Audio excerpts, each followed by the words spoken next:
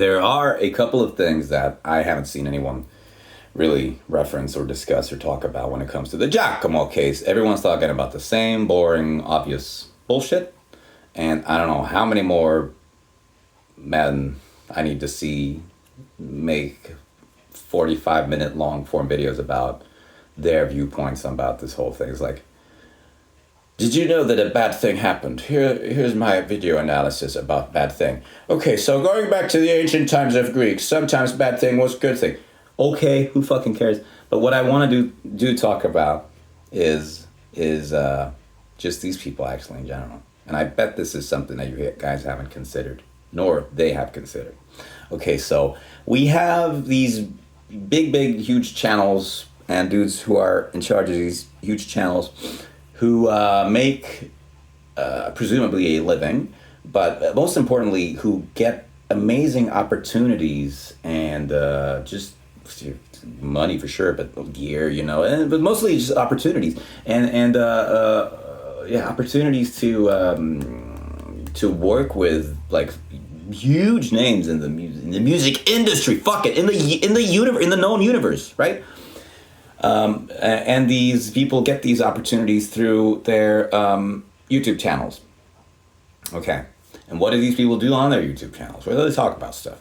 They talk about stuff and they educate and they inform. They, maybe we can call them lectures even, okay? These guys make these video lectures about things. Maybe it's musical related, or maybe it's opinion related, man, or maybe it's opinion about music, man, or maybe it's reflecting on Giacomo, or some other viral case about some bullshit. Anyway, but do you know what these guys have in common? I'll give you 5 seconds to think, and I'm not going to edit this. I'm not going to cut it out. Once I stop talking, you'll have 5 seconds to think about it. What is it that these people, these channels all have in common? And yeah, it's pretty much the standard, and yeah, it's to be expected, but what is it? What do they have in common? And, right?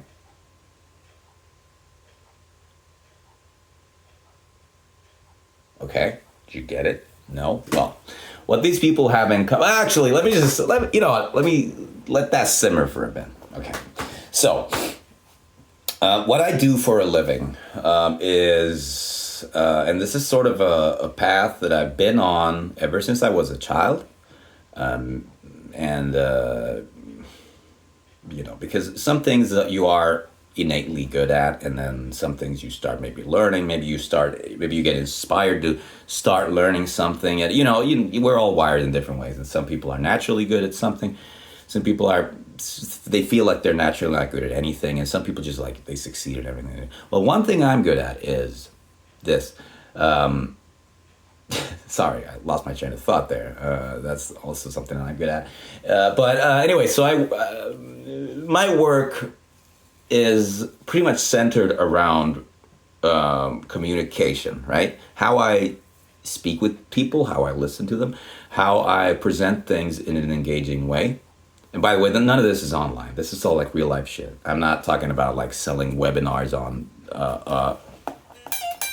a Giacomo lick or something. I'm talking being in the actual real world. I'm talking it's education. It's with schools, kids, adults, what have you, right? So that's like my line of thing that I'm good at. And actually, through work, a few months ago, I ran into my 5th grade teacher at a school that I was working at. I haven't seen her since, and she hadn't seen me, and I was really happy to see her because I had such positive memories from her, and I really liked her. And so we said, hey, Franz, and we were like, hey, and then we talked for a bit and, chatted about what's up, teacher from 25 years ago, not much, pupil from 25 years ago.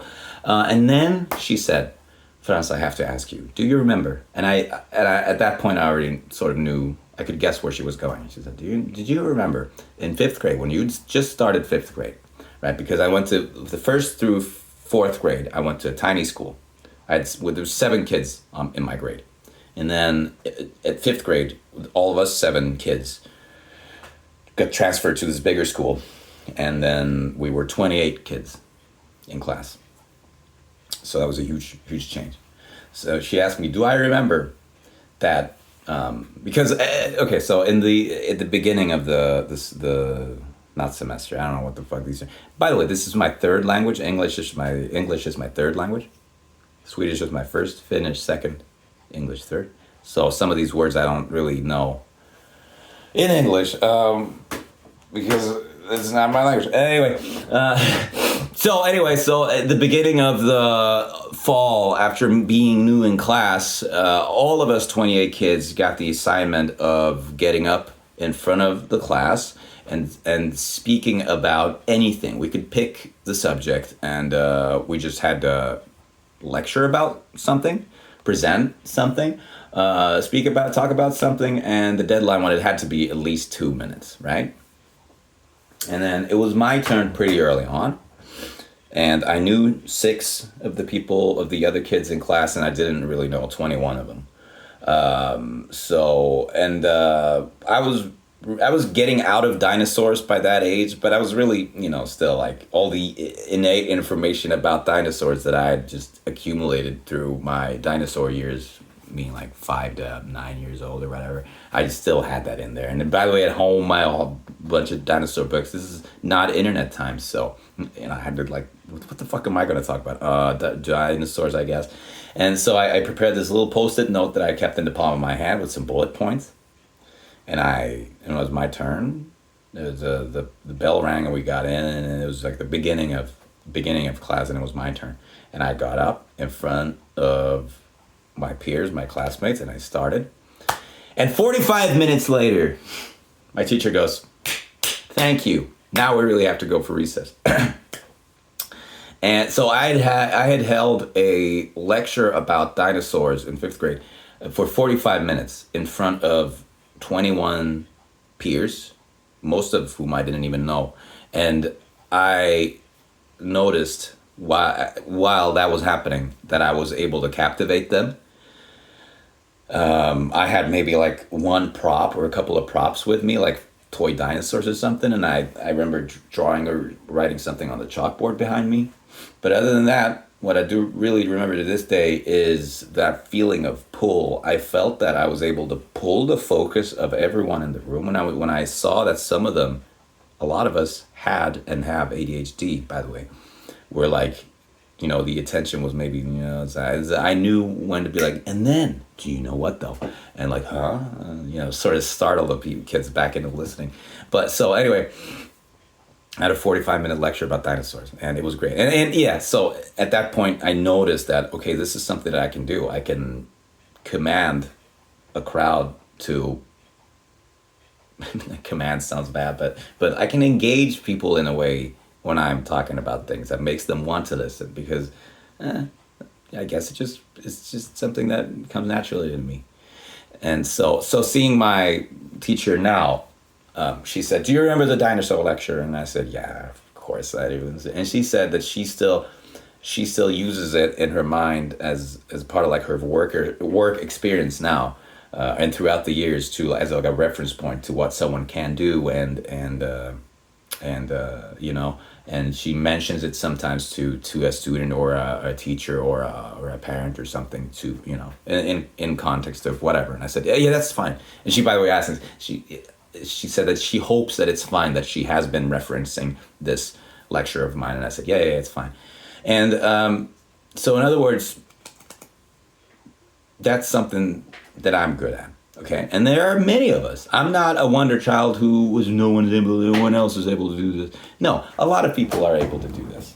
And people then who have this skill set, maybe they become professors, maybe they become lecturers, maybe they become stand-up comedians, or politicians, or I don't really, whatever. So,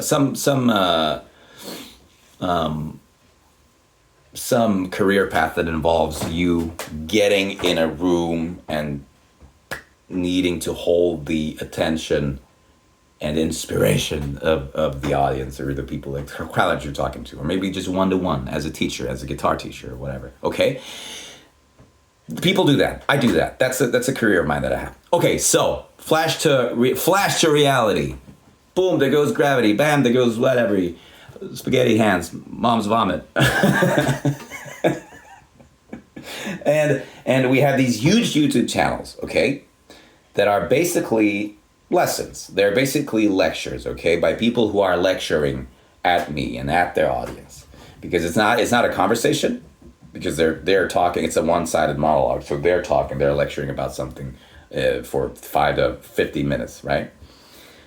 But what these channels have in common is that none of these people who make a living, who make the connections, who get all the opportunities from them talking about things, are actually talking.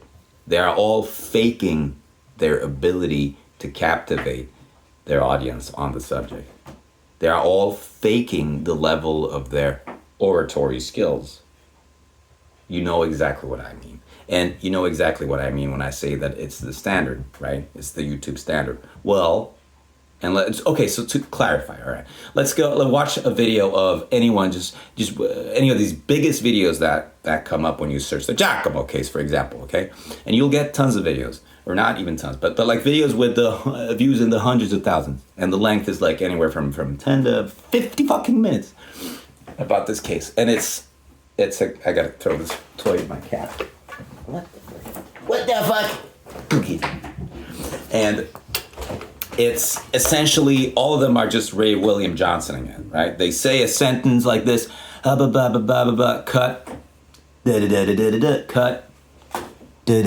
cut, splice in some footage here about something, splice in some footage there about, and then, and I just watched someone who actually went into like Ray William Johnson territory about like zoom ins on the face and like jokes and quips that relied on delivery, the edited delivery.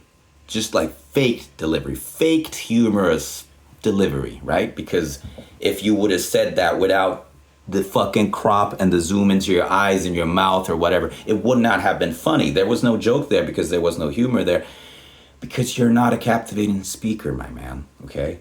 And so we have these people who make these long form videos about, can you think of us guitarists who have to put in work and practice to be able to play this, and then you have someone who just fakes it through editing that they could play this when they really can't. Well, can you think of us people who are good at this? I see the timer running now. It's 12 minutes and 30 seconds. And I like to think that throughout these 12 minutes and 30 seconds of unedited air of me just talking nonstop, I've been pretty good at opening up paths here, letting train of thought go and then branching out a bit and then cutting that branch off and then returning to this point that I was making and then that, all in a cohesive manner, in a clear manner, in my third language, and also being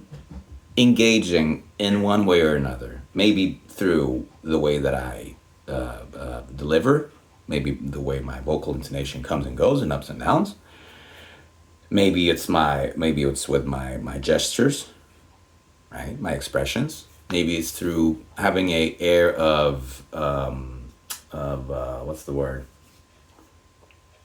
Volatility or something, unpredictability, so that you watching is like, what the fuck is he gonna say next? I don't know, maybe it's something funny. And sometimes just completely going off the rails. All of this is something that I have learned, maybe not consciously, and definitely not consciously sat down and written down, okay, so 2 minutes of talk, 1 minute be funny, then, no, it just comes to me naturally, right? So I'm watching people fake the ability to do this, right? I'm watching people talk like this, and then they talk like that, and then they talk like that, and then they comp together sections of their speech. They're basically doing literally exactly the same thing as they're now fucking super sad and somber and depressed and shocked and outraged over. Oh, how dare someone do this? Meanwhile, you're doing the exact same thing about another performative aspect or a skill set or something. You're just faking your skills to hold a lecture, and you're basing your entire brand on that faked skill.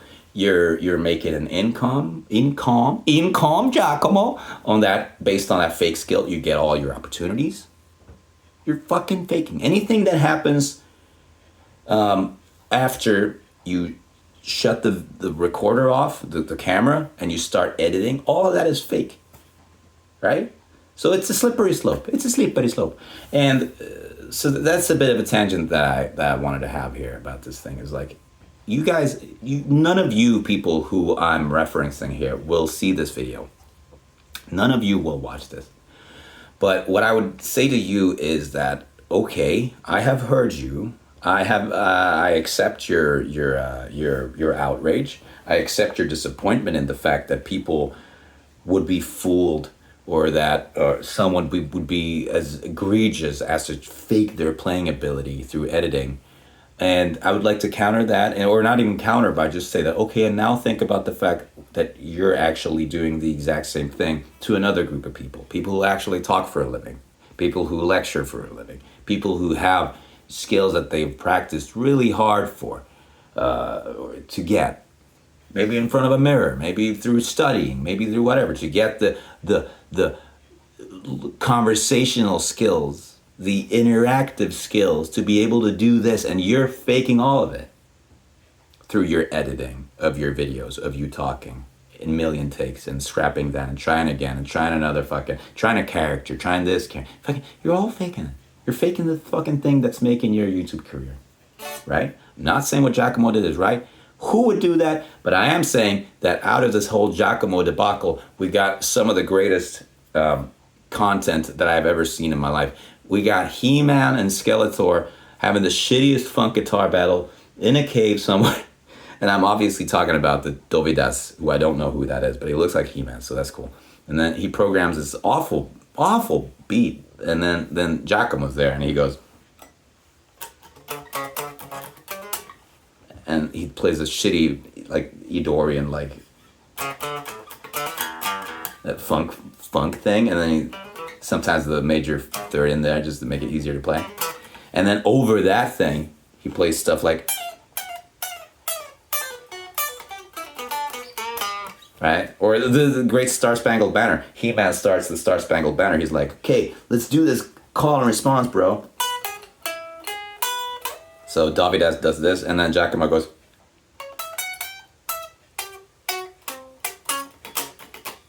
it's great. So we got that video out of this whole debacle. So anyway, it's 17 minutes, and I might as well squeeze in some other points into this video. My other point maybe about this whole okay, so I'm done now with you people who fake your talking skills. You know, start practicing. Practice in front of a mirror. Try to make a video of you talking for 45 minutes like you have done, but without edits, and see if you're able to capture your audience that way. If you're not able to capture an audience for 45 minutes, by the way, that's a standard like lecture time. So if you were lecturing at a university or a classroom or in front of a crowd or whatever, you would be fucking bombing. But I hold you as someone who speaks on YouTube. I hold you to a standard, and that standard is to be able to speak for 45 minutes in an engaging way without having to edit out minutes-long breaks or trying to think of a cool angle or a cool thing to say in here between. No, you're fucking talking for 45 minutes straight. That is my standard that I hold you up to, okay? Otherwise, I'm not interested. Otherwise, you're faking, and I don't want to hear someone who's faking what comes out of their mouth talk about things, what I should think about other things. How about I just use my own judgment instead, okay? But yeah. And by the way, all this Giaccomo, this like faking thing, it already started happening in 2008 and 2009. When I was making my little dumb fucking cover videos with my digital camera, because that's what most of us did then, because that's what most of us just had as a digital camera or a camcorder or something, and we would record us play, and what you heard in the video was a terrible version of the room audio, okay? And then around 2008, 2009, people started investigating. People started investigating and investing in home studios, right? So they started buying gear, and then all of a sudden, wham, you could make a cover video, and you could make the audio be studio quality, real professional. And that became the standard, and people started complaining to me about my videos that they're bad quality and stuff just because it was the room audio and not studio audio quality. But with studio quality audio, came the ability to fake shit. And for example, I remember vividly one instance where I made a vocal cover of some song, and I had the camera there, and every single word sound that came out of my mouth was captured in that camera and then put up on YouTube, whether the sound was good or bad, whether I was 100% satisfied with it or not. It was all there, and then that's what went up to the YouTube. And someone commented under that video, I forget what it was, but which one it was, but like, hey, watch this guy's cover instead. He's a lot better and he's super brutal. And I got hurt and offended and sad, and I went and watched the guy, and it was Alex, douchebag. Alex, that guy, we all know the guys, turned out to be a douchebag. What a fucking surprise. And the first thing I saw was, okay, well, what the fuck? He's faking this. He's not actually doing that, because what Alex was doing was he was doing this for 5 minutes, but what we heard was not what we were seeing. In other words, he had a pre-recorded track, and which he was miming along to. But it wasn't even just like the fact that he would have recorded like 5 live takes, so to speak, and then chosen the one, like by process of elimination, the one that he's least dissatisfied with, right? No, he was actually, he'd like been comping, but he so take like sentence and then sentence and line and line and line. But he was so fucking bad at comping also that it was terrible. It was like he was leaving a line here and then starting another vocal line while the other one was still going. So it was like, rah, blah, blah. So you had 2 fucking words on top